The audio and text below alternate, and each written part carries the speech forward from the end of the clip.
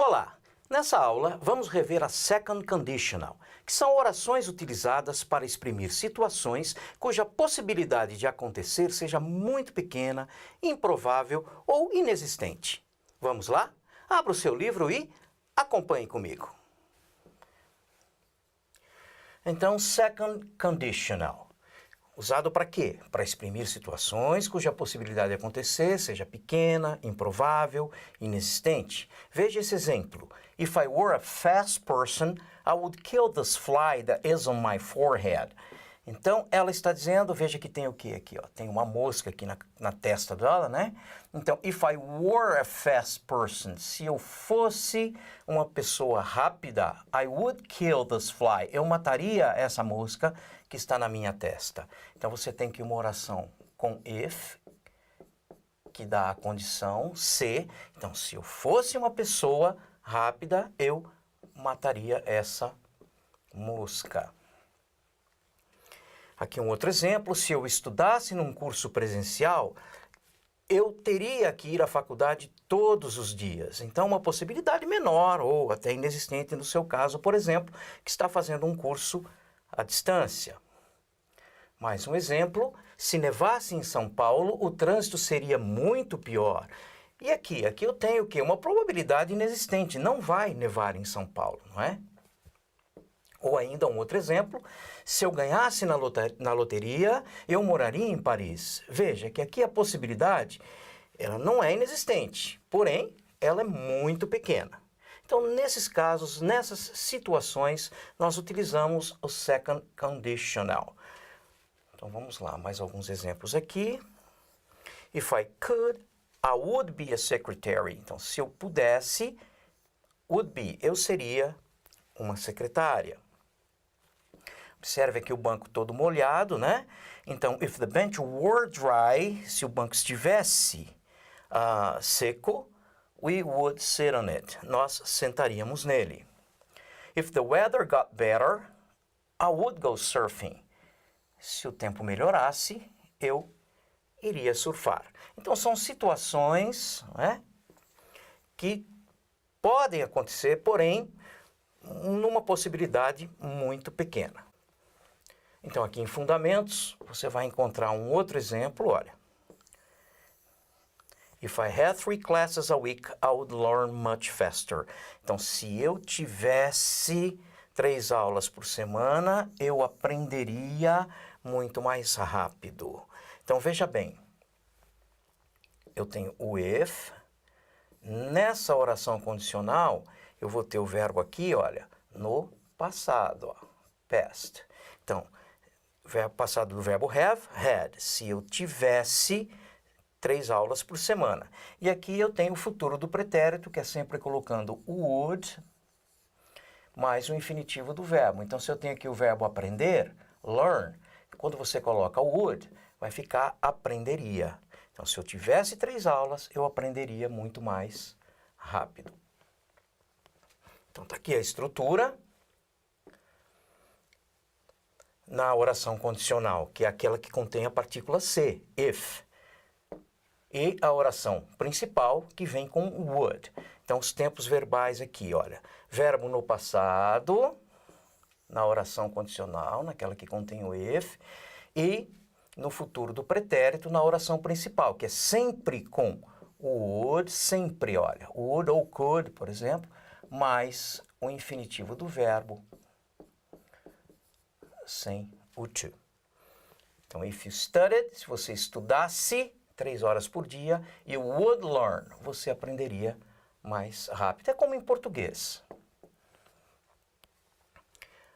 Muito bem, essa estrutura pode estar invertida, pode aparecer invertida. Ou seja, primeiro você pode ter a oração principal e depois a condicional, sem problema nenhum. Não vai mudar em nada.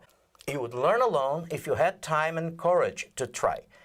Muito bem. Então, a oração principal vem primeiro. Would learn. E a oração condicional é a segunda. Aqui contém o if. Então, veja que aqui contém o if. É a segunda oração.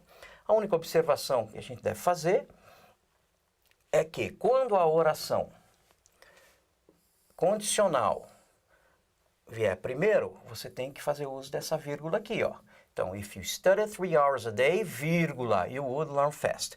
Quando vem a principal primeiro, não há essa vírgula aqui, não existe. Então, you would learn alone if you had time.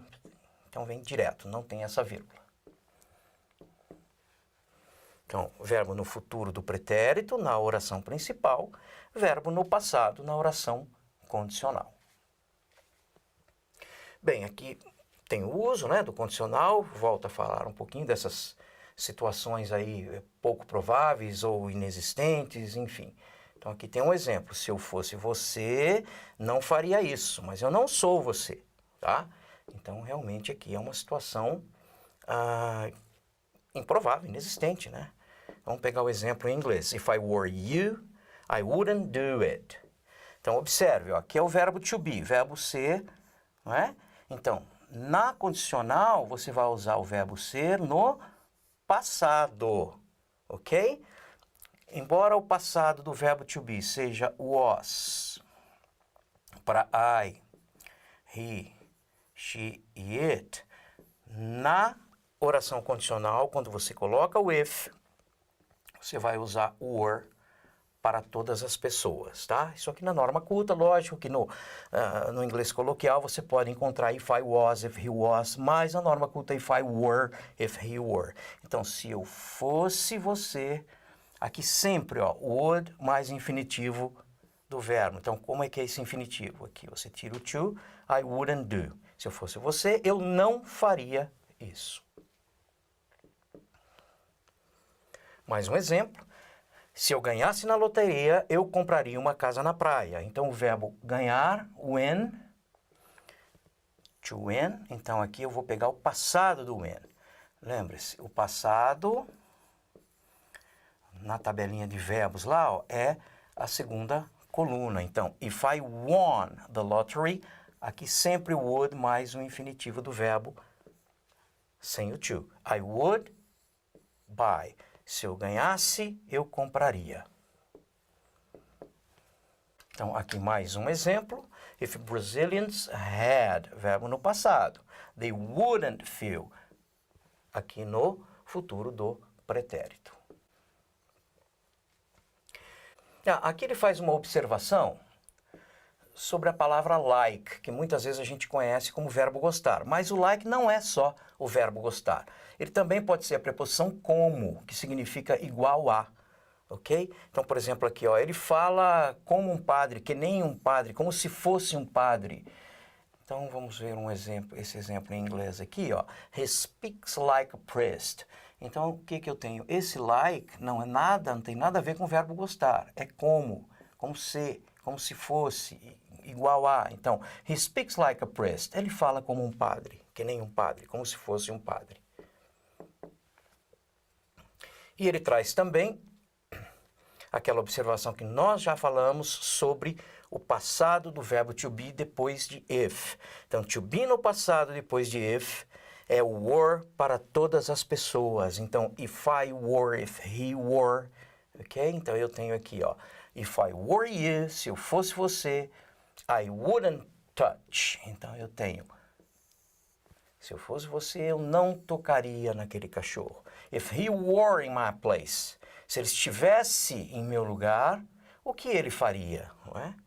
Então, verbo to be no passado, were para todas as pessoas depois de if. Ok? Então, nessa aula, falamos sobre a second conditional, orações utilizadas para exprimir situações difíceis de acontecer, não é? Ou improváveis, sempre dependendo de uma condição. Então, se eu ganhasse na loteria, que é muito difícil, eu compraria aquela casa na praia, ok? Se os cachorros tivessem asa, eles poderiam voar, mas eles não têm, não é? Ok? E na próxima aula vamos falar sobre a third conditional, que são orações utilizadas para exprimir situações que poderiam ter acontecido no passado e que não aconteceram. Por exemplo, se eu tivesse estudado, eu teria passado naquele exame. O exame já foi, eu fui reprovado. E por quê? Porque eu não estudei. Então, essa é a third conditional, que nós vamos ver na próxima aula. por hoje é só. Até a próxima!